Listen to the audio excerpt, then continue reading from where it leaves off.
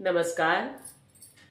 मार्गशीर्ष के अधिनायक श्री विष्णु और श्री कृष्ण हमारे सभी श्रद्धालु श्रोताओं का कल्याण करें, उन्हें उत्तम धन, संपत्ति तथा आरोग्य सुख प्रदान करें।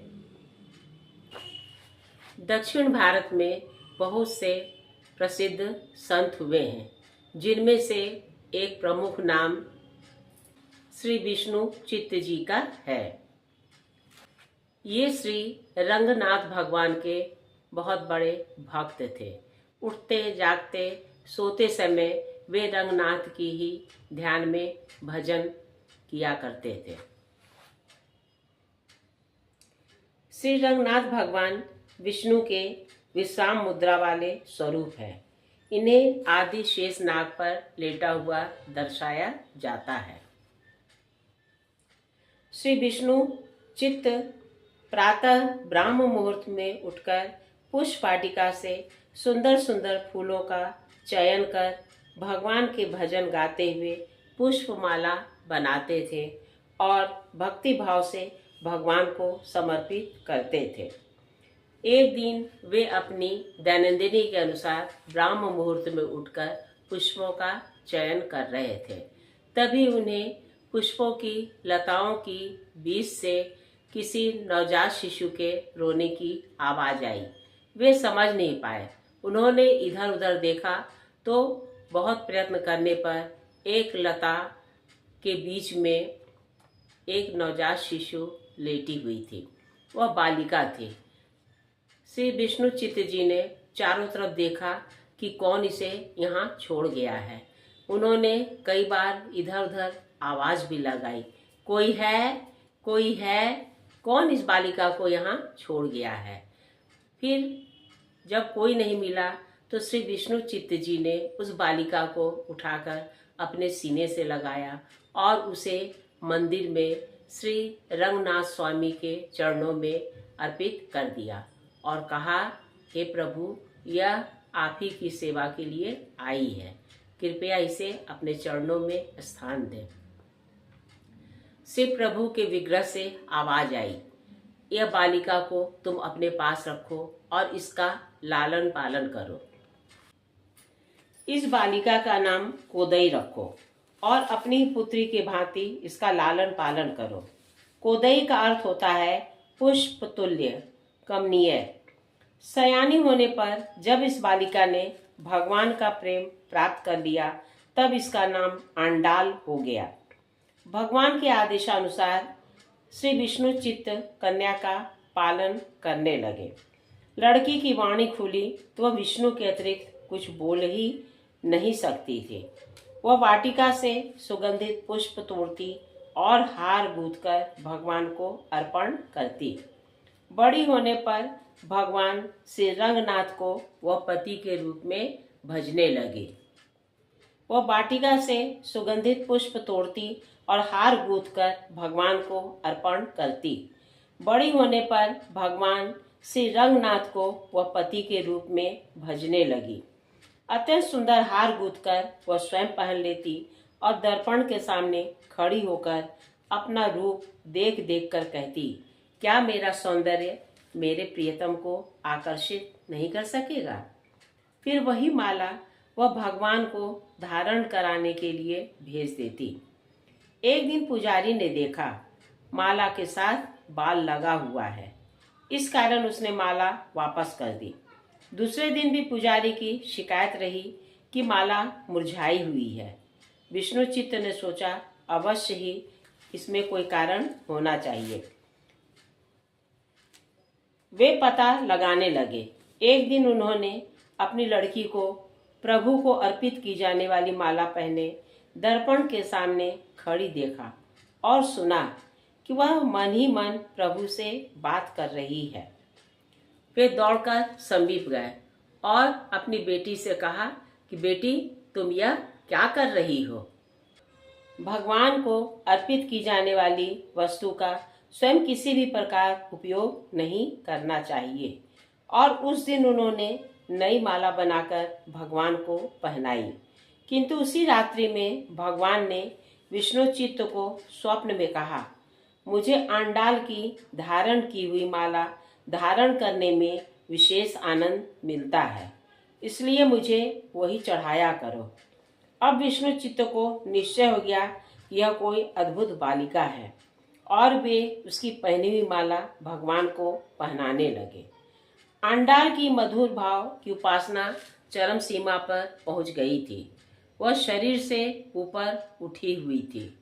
उसे बाहर भीतर आगे पीछे सर्वत्र अपने प्राण वल्लभ ही दिखते रहते थे।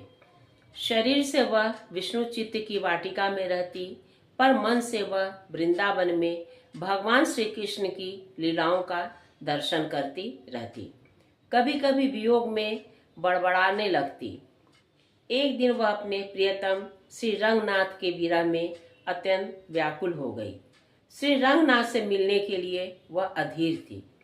भगवान श्री रंगनाथ ने मंदिर के अधिकारियों को दर्शन देकर कहा, मेरी प्राण प्रिया आंडाल को मेरे पास ले आओ। और विष्णु चित्त को स्वप्न में दर्शन देकर प्रभु ने कहा, आंडाल को शीघ्र मेरे पास पहुंचा दो, मैं उसका पाणी ग्रहण करूंगा। भगवान ने आंडाल को भी स्वप्न में दर्शन दिया। उसे लगा कि बड़ी ही धूमधाम से मेरा विवाह भगवान श्री रंगनाथ के साथ संपन्न हो रहा है। दूसरे ही दिन श्री रंगनाथ जी के मंदिर से आंडाल और उसके धर्मपिता विष्णु चित्त को लेने के लिए कई पालकियां और सामग्रियां आईं। ढोल बजने लगे, वेद पाठी ब्राह्मण वेद पढ़ने लगे, शंख ध्वनि हुई। भक्त लोग श्री रंगनाथ और आंडाल की जय बोलने लगे। प्रेमोन्मत्त आंडाल मंदिर में प्रवेश करते ही भगवान की शेष सैया पर चढ़ गई। लोगों ने देखा उस समय एक दिव्य प्रकाश छा गया और आंडाल सदा के लिए अपने प्राणनाथ में लीन हो गई। प्रेमी और प्रेमास्पद एक हो गए। वह भगवान श्री रंगनाथ में मिल गई। आइए अब एक कहानी के पश्चात मैं आपको दूसरी कहानी सुना रही हूँ। एक ब्राह्मण श्री विप्र नारायण भक्त पद रेणु ने वेदाध्ययन करके अपना जीवन भगवान श्री रंगनाथ के चरणों में अर्पित कर दिया। मंदिर के चारों ओर एक बगीचा लगाया। प्रातः काल ही वे उसके पुष्प उतारते और हार बनाकर भगवान को अर्पित करने के लिए नियम से देते। स्वयं एक वृक्ष के नीचे साधारण झोपड़ी में रहते। मंदिर का प्रसाद पाकर शरीर निर्वाह करते हुए भगवान का स्मरण तथा नाम जप करते रहते। उन्हें जगत की कोई सुधि नहीं रहती। शेष शैया पर भगवान को शयन करते देखकर उनका शरीर प्रेम से शिथिल हो जाया करता था। श्री रंगनाथ जी के मंदिर में एक अत्यंत लावण्यमयी देवदासी रहती थी, जिसके सौंदर्य पर स्वयं राजा मुग्ध थे। उसका नाम देव देवी था। एक दिन वह अपनी छोटी बहन के साथ वाटिका में घूमते हुए श्री विप्र नारायण के समीप से निकली, किंतु उसने देखा कि उस साधारण ब्राह्मण ने उसकी ओर दृष्टि तक नहीं डाली। उसके मन में बहुत ही क्षोभ हुआ। अपनी बहन से उसने कहा, देखो, मेरे रूप पर स्वयं नरेश मुग्ध हैं, पर यह अहंकारवश मेरी ओर देख भी नहीं रहा है। बहन ने उत्तर दिया, नहीं बहन, जिन्होंने अपना जीवन भुवन मोहन परमेश्वर को अर्पित कर दिया है, उन्हें जगत का कोई रूप अपनी ओर आकर्षित करने में सफल नहीं होता। देव देवी ने स्वाभिमान कहा, यदि 6 मास में इसे मैं अपना दास न बना लूं, अपने आगे पीछे न घुमा दूं, तो 6 मास तक तुम्हारी दासी होकर रहूंगी। छोटी बहन ने भी कह दिया, यदि तुमने इस पर अपना प्रभाव डाल दिया तो 6 मास तक मैं दासी की तरह तुम्हारी सेवा किया करूंगी। दोनों बहनों में होड़ लग गई। एक दिन देव देवी ने सन्यासिनी के वेश में आकर विप्र नारायण से अत्यंत करुण स्वर में कहा, महाराज, मेरी माता मुझे अपना धर्म बेचने के लिए विवश कर रही है। इस कारण भागकर मैंने यह वेश अपनाया है। मैंने निश्चय किया कि अपना जीवन भगवान के चरणों में अर्पित कर दूंगी। मुझे कहीं आश्रय नहीं। आप कृपा पूर्वक अपनी झोपड़ी के बाहर रहने की आज्ञा मुझे दे दें। मैं आपकी झोपड़ी में प्रवेश नहीं करूंगी और भगवान की सेवा करती हुई अपना जीवन सफल कर लूंगी। आपने इतनी कृपा नहीं की तो मेरा जीवन नरकगामी बन जाएगा। सरल ब्राह्मण देव देवी की कपट चातुरी को नहीं समझ सके। उन्होंने उसे अनुमति दे दी। देव देवी वहां रहने लगी। एक बार की बात है, मार्गशीर्ष का महीना था। वर्षा हो रही थी। ठंडी हवाएं छुरे की तरह पूरे शरीर को चीरे डाल रही थी। देव देवी जल से भीग गई थी। वह भींगी हुई साड़ी में बुरी तरह कांप रही थी। गीली साड़ी में वह थरथर कांप रही थी। विप्र नारायण का करुण हृदय द्रवित हो गया। उन्होंने उसे भीतर आने की आज्ञा दे दी और उसे सूखा वस्त्र पहनने के लिए दिया। एकांत में स्त्री पुरुष को नहीं मिलना चाहिए। कन्या, बहन और युवती माता के साथ भी एकांत में रहने की शास्त्र आज्ञा नहीं देते। देव देवी का जादू चल गया। वह विप्र नारायण को पराजित करने में सफल रही। विप्र नारायण का मन भगवान के चिंतन से हटकर उसी वेश्या में रमने लगा। देव देवी वहां से चली गई। विप्र नारायण उसके घर जाने लगे। वे इसके यहाँ नियमित रूप से जाते थे। धीरे धीरे उसने विप्र नारायण की समस्त संपत्ति हड़प ली। अब उसके पास कुछ भी न बचा। धन लोलु वेश्या को भला उसे क्या काम था। उसने उससे अपना संबंध तोड़ लिया। वे अधीर रहने लगे। देव देवी के बिना उन्हें कुछ भी अच्छा नहीं लगता था। कई दिन बीत गए। यह सोने का थाल ले लो, विप्र नारायण ने भेजा है। मैं उनका नौकर हूँ। आवाज सुनकर देव देवी ने द्वार खोला और सोने का थाल पाकर वह बहुत प्रसन्न हुई। उसने तुरंत विप्र नारायण को बुलवाया। विप्र नारायण की प्रसन्नता का क्या कहना। दौड़े उसके घर की ओर। दूसरे दिन हल्ला हुआ। भगवान श्री रंगनाथ की स्वर्ण थाली नहीं मिल रही है। गुप्तचर इधर उधर पता लगाने लगे। देव देवी पकड़ी गई। उसने बताया, विप्र नारायण का नौकर मुझे दे गया। विप्र नारायण ने निवेदन किया कि मुझ जैसे गरीब के पास सोने की थाली कहाँ से आएगी और मेरे पास नौकर कहाँ से रहेगा। चोरी का माल स्वीकार करने के कारण देव देवी को राज्य की ओर से दंड दिया गया और विप्र नारायण को निगलापुरी के राजा ने हिरासत में रखा। उनका विश्वास था कि विप्र नारायण जी भक्त हैं। इस प्रकार का कर्म इनसे कैसे संभव हुआ।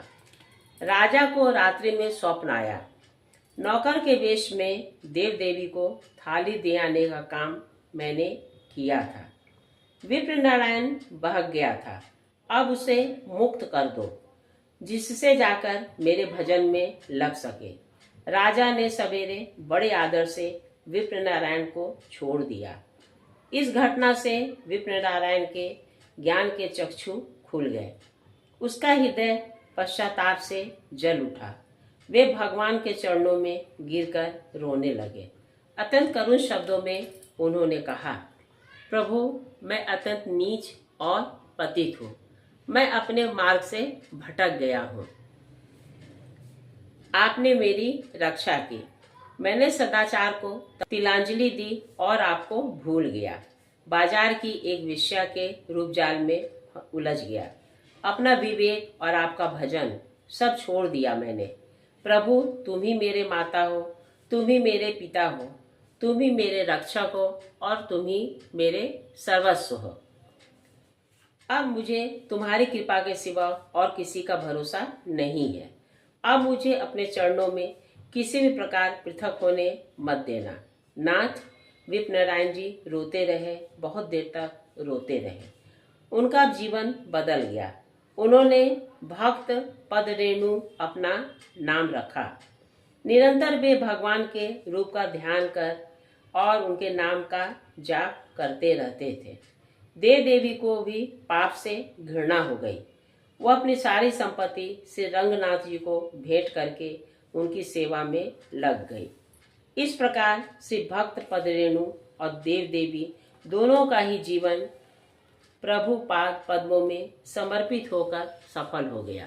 कहिए मेरे श्रद्धालु श्रोताओं, आपको मेरे द्वारा कही गई 2 कथाएं कैसी लगी?